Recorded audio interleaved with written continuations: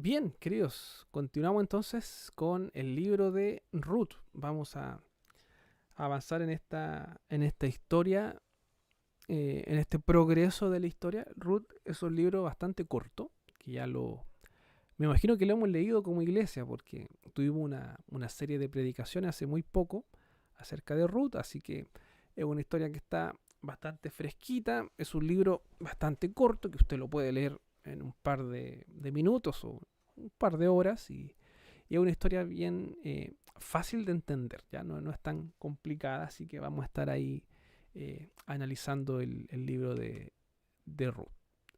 ¿Qué podemos decir entonces acerca del libro de Ruth?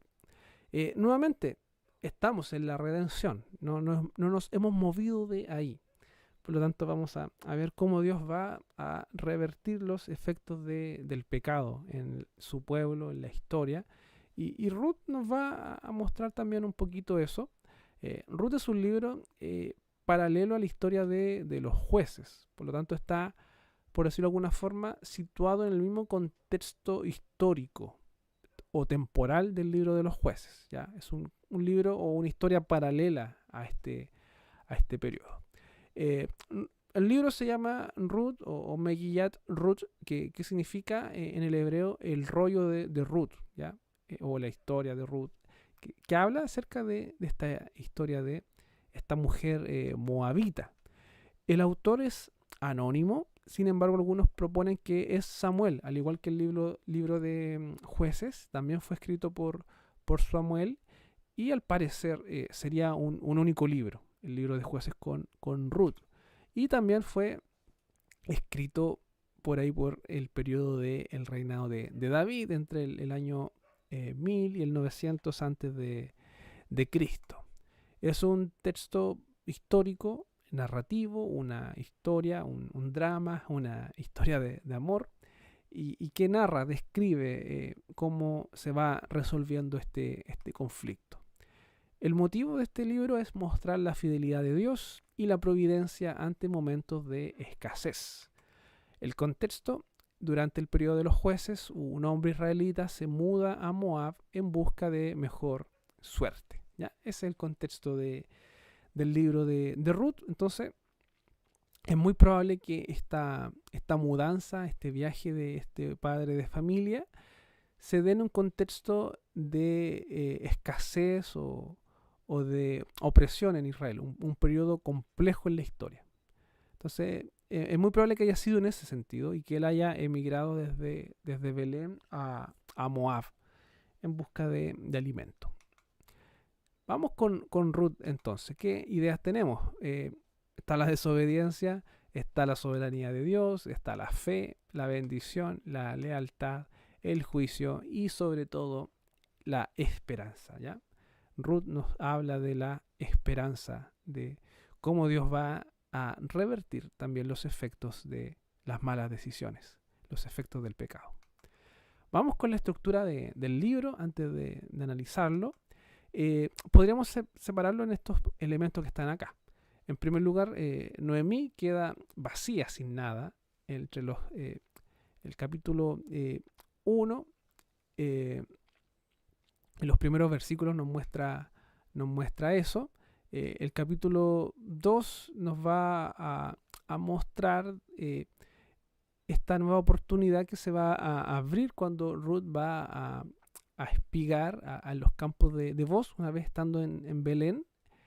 El punto o la tercera idea es Ruth visita a Boz en la era, que está en el capítulo 3, ahí están los versículos, y finalmente Boz quien redime a Ruth. ¿Ya? Este libro trabaja este concepto del redentor, que era una práctica, o mejor dicho, una ley que estaba en la Torá y que Boz la aplica. ¿Ya? Así que vamos a también hablar de eso en este libro. Y finalmente nos presenta el inicio de una genealogía real, de la realeza, en la última parte del capítulo 4. Así que esta es más o menos la estructura de este libro. Es por decirlo de alguna forma, un libro en escenas. ¿Ya? Primera escena, Noemí en Moab, desamparada, decide volver y luego de eso, esa decisión de volver trae también consecuencias dentro de la soberanía de Dios. Vamos con las enseñanzas importantes de Ruth para tener más o menos claro esta historia. El capítulo 1 lo he llamado o le he puesto por título Decisiones, ¿ya? Y ahí vemos a Noemí, quien se lamenta de algunas decisiones que se han tomado. En primer lugar, su esposo toma una mala decisión. Él, siendo desobediente, él se va de Belén y se va a Moab, a una tierra que no era parte del territorio que Dios le da, en búsqueda de alimento, en búsqueda de provisión. Y esto es muy curioso porque Belén significa casa de pan. Y él lo que va a hacer es buscar el pan en otro lugar fuera de Dios. Y eso tiene malas consecuencias. Él se va con su esposa, con sus hijos, a fin de tener una mejor vida, y al final lo que termina ocurriendo es que no obtiene lo que quiere y él muere. Él muere. Sus hijos también, Malón y Kelión, mueren, y Noemí, su mujer, queda viuda sin sus hijos y solamente con sus nueras, en este caso Ruth y Orfa, que eran mujeres que no eran parte de Israel, con las cuales sus hijos también se habían casado en Moab. Por lo tanto, vemos aquí como una decisión de Elimelech tiene consecuencias negativas para su familia. Y esto es interesante también de notar, de cómo muchas veces la desobediencia tiene consecuencias. Y vamos a ver acá cómo, a pesar de eso, Dios empieza a revertir esas consecuencias en esta familia, y cómo una mujer que queda desamparada en Moab regresa a Belén. Hay un momento crucial en donde ella les dice a sus nueras que se devuelvan a sus tierras, a sus dioses, y Ruth decide acompañarla. Ruth muestra una fe, hace una declaración de fe, donde sea que tú vayas, yo voy a ir, tu Dios será mi Dios. Y en contraposición vemos que Orfa, ella decide volverse a sus dioses. Entonces, fíjense cómo el relator o el narrador nos presenta eso, de que Ruth decide servir a Dios y Orfa decide seguir a sus dioses. Dos caminos nos presenta la Escritura. Y esto va a tener implicancias para el futuro de Noemí y de Ruth. Orfa se va a su tierra y Noemí llega a su tierra de vuelta. Y cuando es encontrada con sus amigos, sus vecinos, ella dice, no me llamen Noemí, llámenme Mara, porque el Señor la ha llenado de amargura, ¿ya? Entonces, en la primera escena, el primer capítulo nos muestra eso. Una mujer prácticamente destruida, volviendo a su tierra, volviendo al lugar en donde nunca debió salir. Sin embargo, vemos la providencia de Dios en el capítulo 2. Vemos que Ruth sale a espigar para sostener a Noemí, y aquí vemos cómo ya la providencia de Dios empieza a actuar, porque Ruth llega casualmente al campo de Boz, quien era un familiar directo de Noemí. Boz, que ya conocía la historia, había escuchado el rumor de esta mujer que había vuelto con una mujer moabita, muestra bondad, muestra protección, muestra integridad, y él reconoce la fidelidad de Ruth a Dios y a su suegra. Es por eso que Ruth recibe provisión abundante que Boz le da, y ahí es cuando ella llega a la casa. Y Noemí le dice que Boz es su familiar y por tanto él podría ser un redentor, un posible redentor. Y aquí el concepto de redentor, tenemos que remontarnos a la ley, al Pentateuco, cuando hablaba de este problema de las herencias, cuando un hombre de familia, por ejemplo, moría y sus familiares perdían sus tierras, sus terrenos, sus casas. Existía la posibilidad que un familiar pudiese saldar esa deuda y restituir esas tierras, esas propiedades a la viuda y a la familia. Y el Redentor podía, entre comillas, como sustituir al esposo y darle descendencia a esa familia que iba a morir ya que no había descendientes. Entonces, el concepto de redentor está ahí explicado en la ley y es al cual esta historia nos remonta. Y vos viene a cumplir esa función de el pariente redentor. Y esta idea de redentor va a empezar a desarrollarse en la escritura. Y eso obviamente nos apunta a Cristo, como ese redentor que rescata, ese redentor que paga, que salda la deuda y que restituye nuestra posición ante Dios. Vemos también esperanza en el capítulo 3. Noemí busca el descanso para Ruth. Arman ahí un plan para que Ruth pueda presentarse en la era con Boaz, un encuentro un poco peligroso incluso, por cómo se da en el contexto. Sin embargo, el plan funciona y Ruth le dice que él es un pariente redentor, por lo tanto, ellas necesitan que vos cumpla o que vos ejerza ese derecho de ser el redentor. Vos responde, él se compromete a encontrar una solución, él quiere ser el redentor, al parecer él se enamora de Ruth. Sin embargo, él reconoce y se acuerda de que habría un familiar que tendría más derechos sobre esa idea de redimir. O sea, en términos de responsabilidad, había un familiar directo que a él le correspondía ser el redentor y él, en segundo lugar, podría ejercer ese derecho. Sin embargo, él se compromete a cumplir y buscar una solución tanto para Ruth como Noemí, que eran familiares suyas. Y acá hay algo interesante, hermanos, porque a lo mejor la inteligencia artificial que genera esta imagen nos puede confundir un poquito, pero aparentemente Boaz era mucho más mayor que Ruth. En este caso había una mayor diferencia de edad en esta pareja que se está aquí armando en la era. ¿Ya? Vemos la redención final, en donde el capítulo 4 nos muestra en contraposición al capítulo 1 cómo Dios va a revertir, cómo Dios va revirtiendo los efectos de todas estas malas decisiones. Boaz va a la puerta de la ciudad a hablar con su pariente, en este caso el llamado fulano, el cual